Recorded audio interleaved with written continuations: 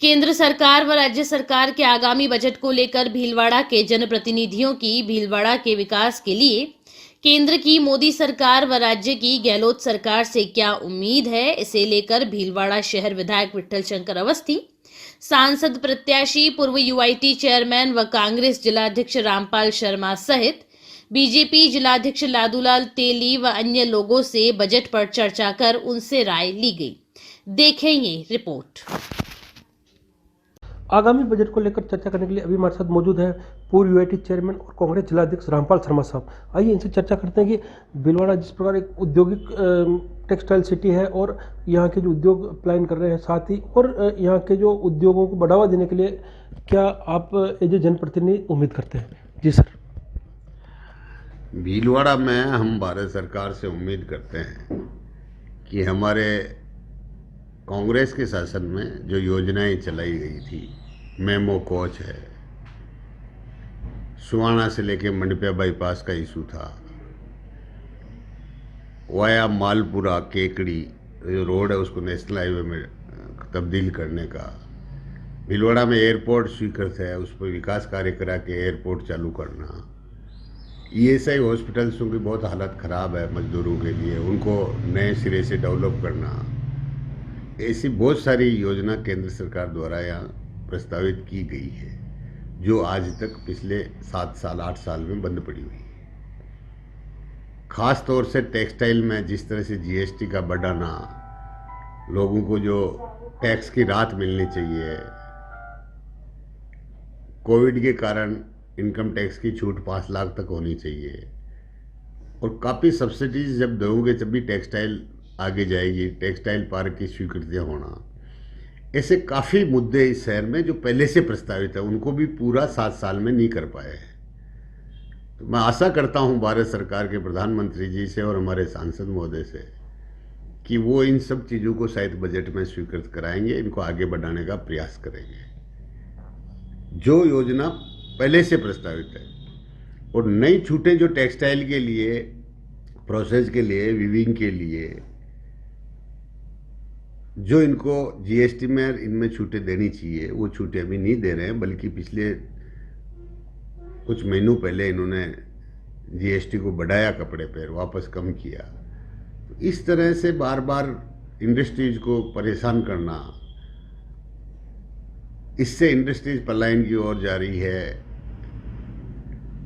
बिजली में भारत सरकार द्वारा सब्सिडी देनी चाहिए इंडस्ट्रीज में, लेकिन वो राजस्थान में नहीं दी जा रही है।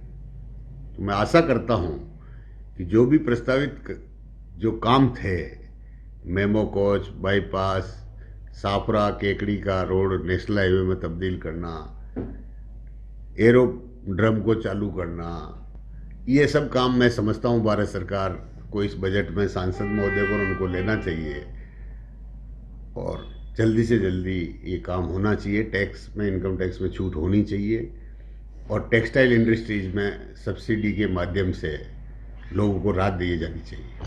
सर, एक जिस प्रकार दिन प्रतिदिन जिस प्रकार पेट्रोल और डीजल के रेटों में उतार चढ़ाव आता है, तो क्या इसको जीएसटी के दायरे में लाना चाहिए? क्या मानते हैं आप? पेट्रोल डीजल को जीएसटी से बाहर क्यों रखा गया आज तक? जब जीएसटी लागू की है तो सभी पूरे हिंदुस्तान में जब जीएसटी की एक ही रेट होनी चाहिए तो पेट्रोल डीजल पे भी होनी चाहिए। परंतु भारत सरकार द्वारा जिस तरह से पेट्रोल, डीजल और गैस के दाम बढ़ाए जा रहे हैं वो दुर्भाग्यपूर्ण है और इसी से सब महंगाई बढ़ रही है। तो मैं समझता हूं कि इन पे कोई राहत प्रदान करे तो लोगों को महंगाई से छुटकारा मिल सके। ये भारत सरकार को ये सब काम करना चाहिए और इस बजट में प्रस्तावित करना चाहिए, ऐसा हमारा मानना है, ताकि महंगाई कम हो सके, लोगों को राहत मिल सके। अभी हमारे साथ मौजूद है भीलवाड़ा विधायक विठल शंकर जी अवस्थी। इनसे जानना चाहते हैं कि आने वाले जो केंद्र सरकार का और राज्य सरकार का बजट आने वाला है उनमें सरकार से क्या उम्मीदें करते हैं और किस प्रकार आप रियायत दिलाने का प्रयास कर रहे हैं? अभी केंद्रीय बजट भी आने वाला है 1 फरवरी को और उस बजट में हमने सरकार को लिखा है, एमपी साहब से भी चर्चा की है कि ये जो टेक्सटाइल पार्क है अपने भीलवाड़ा के लिए जो घोषणा हुई है, राजस्थान के लिए एक पार्क मिला है तो वो भीलवाड़ा को मिलना चाहिए। इसके लिए हमने एमपी साहब से भी लंबी और विस्तृत चर्चा की है। एमपी साहब लगे हुए हैं। केंद्रीय मंत्री को भी हमने चिट्ठी लिखी है और ये मांग हमने पुरजोर शब्दों में रखी है कि भीलवाड़ा एक भारत का मैनचेस्टर कहलाता है, तो ये इसका हक बनता है भीलवाड़ा का कि टेक्सटाइल पार्क भीलवाड़ा में आना चाहिए। राजस्थान सरकार के बजट में कुछ जो समस्याएं हैं, ये हमारे भीलवाड़ा उद्योग के संबंध में बिजली की रेटें बहुत होने से यहाँ से लोग पलायन कर रहे हैं। तो सरकार को अब मैं जाके अशोक जी गहलोत से एक आध दिन में ही मिलने वाला हूँ और लिख के देने वाला हूँ कि भाई हमारे यहाँ बिजली की रेटों को आप उद्योग में थोड़ा बिजली सस्ती करें, जिससे यहाँ से उद्योगों का पलायन रुक सके। और भीलवाड़ा शहर में जो एक ट्रैफिक की बहुत बड़ी और विकट समस्या है, उस समस्या के लिए हमारे रेलवे फाटक बंद रहती है लगातार और पूरा शहर 2 भागों में विभक्त रहता है। इसके लिए एक ओवरब्रिज बनाने के लिए हमने पहले भी प्रयास किए थे, लेकिन जिंदल के द्वारा जो तयशुदा कार्य है 30 करोड़ रुपए सैंक्शन भी किए थे और नगर परिषद से उन्होंने डील भी की थी, लेकिन उसको उन्होंने एनजीटी में डाल के स्टे ले लिया था।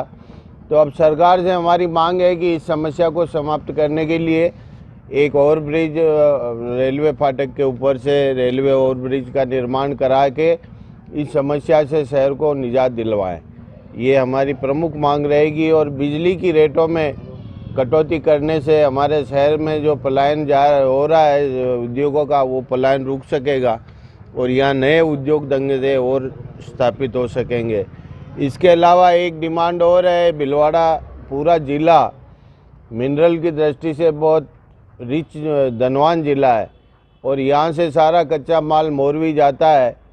तो यहाँ एक अगर हमारे सिरेमिक पार्क बन जाए, जिसका प्रयास चल रहा है और सरकार भी बीजेपी के टाइम से चल रहा है ये काम और सरकार भी इस दिशा में प्रयत्नशील है, तो निम्बाड़ा के पास जो 500 बीघा ज़मीन टेक्सटाइल पार्क लिए रखी थी, वो उसके सिरेमिक पार्क के लिए सिरेमिक जोन को बनाने के लिए अगर यहाँ सिरेमिक जोन बनता है तो पूरे देश का बहुत बड़ा उद्योग यहाँ के स्थापित हो सकता है।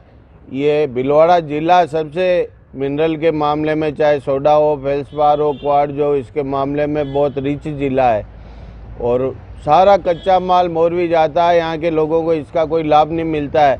अगर यहाँ सिरेमिक पार्क बनाने का अगर प्रस्ताव लिया जाता है तो निश्चित रूप से भीलवाड़ा ज़िले का उद्योग बहुत तेज़ी से प्रगति करेगा। बिल्कुल सर, उद्योग बजट आने वाला है, भीलवाड़ा एक उद्योग सिटी है, क्या उम्मीदें करते हैं सरकार से? भीलवाड़ा उद्योग की दृष्टि से राजस्थानी बल्कि हिंदुस्तान का सबसे बड़ा हब है और टेक्सटाइल सिटी होने के नाते पिछले 2-3 वर्षों में उद्योग यहाँ से पलायित हो रहे हैं और कुछ गुजरात तो कुछ मध्य प्रदेश तो कुछ और कहीं जा रहे हैं। इसका सीधा सा ये है कि यदि बजट में उद्योगों के लिए बिजली सस्ती की जाए, उनको और कई तरह की रियायतें जो छूट मिल सकती है वो दी जाए, तो ये जो पलायन हो रहा है वो रुक सकेगा। और भीलवाड़ा के अंदर जो बेरोजगारी इसके कारण बढ़ रही है, एक दृष्टि से भीलवाड़ा के अंदर हिंदुस्तान के कई राज्यों से व्यापारी उद्योगपति आ रहे थे, लेकिन कुछ चीज़ें ऐसी कि पिछले 2-3 वर्षों में राज्य की सरकार ने ऐसी कोई घोषणा नहीं की उद्योगों के लिए। इसलिए मैं सोचता हूं कि उद्योगों के लिए विशेष तौर से छूट देनी चाहिए। और इसी के साथ में औद्योगिक के साथ में भीलवाड़ा ज़िला वह ज़िला है जहां पर माइंस और मिनरल की दृष्टि से सभी प्रकार के माइंस यहाँ निकलता है, चाहे सोना हो, चांदी हो, लोहा हो, अभ्रक हो, सैंडस्टोन हो, ग्रेनाइट हो, मार्बल हो। तो ऐसी स्थिति में यहाँ का डीमेप्टी फंड भी बहुत बड़ा फंड है डेवलपमेंट की दृष्टि से, लेकिन किस तरह से भीलवाड़ा ज़िले का एक समुचित विकास के लिए उसका उपयोग हो, ये भी तय नहीं किया गया है। तो आज राज्य सरकार भी इसको नज़रें जमाई बैठी है, पैसा लेना चाहती है, भीलवाड़ा को कुछ देना नहीं चाहती है। पहले मंत्रियों को इसका प्रभारी बनाया, फिर संभागीय आयुक्त को बनाया, फिर अभी कलेक्टर को बनाया। तो आज जिस तरह से मिनरल निकल रहा है, तो मिनरल एक्सपोर्ट भी हो रहा है, लेकिन उसके लिए आज सरकार की ओर से कोई योजना नहीं है। यदि कोई ऐसा हब बने ऐसा कोई डिपो बने जहाँ पर एक्सपोर्ट हो, व्यापारी आए और यहाँ बैठें और यहाँ पर उनको व्यापारियों से मिले।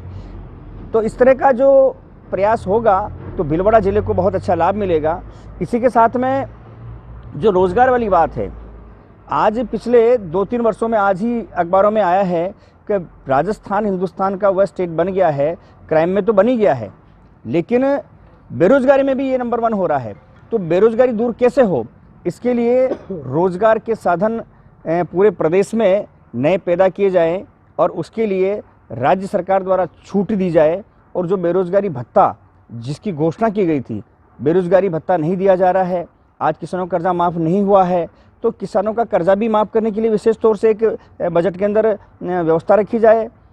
बिजली के बिलों के लिए विशेष तौर से जो एक आम जनता की समस्या है, हर घर की समस्या, हर व्यक्ति की समस्या है, इसके लिए बिजली की जो दरें, जबकि कांग्रेस सरकार ने पहले घोषणा की थी कि जब सरकार आएगी तब हम बिजली की दरें नहीं बढ़ाएंगे, तो दरें भी बढ़ा दी है, कनेक्शंस भी नहीं मिल रहे हैं और फ्यूल चार्ज भी बढ़ा दिया है, स्थायी शुल्क भी बढ़ा दिया है। तो ये सब चीज़ें, इसके लिए कटौती की जानी चाहिए और आम जनता को राहत मिले, बेरोजगारों को राहत मिले, किसानों को राहत मिले। ऐसा एक जनोपयोगी बजट राज्य सरकार का होना चाहिए। बिल्कुल। कोविड के बाद में परिवारों की स्थिति खराब हुई है, इनकम सोर्स कम हुए हैं, क्या मांग करेंगे सरकार से ताकि राहत मिल सके आवाम में?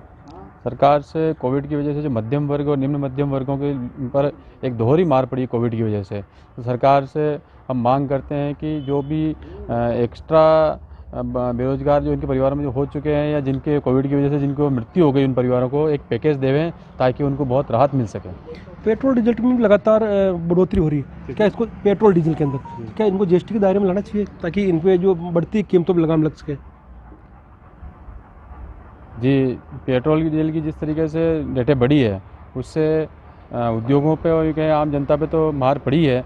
तो सरकार से मांग करेंगे कि इसको जीएसटी दायरे में लाए ताकि इनकी रेटें कम हो और मध्यम वर्ग को राहत मिले।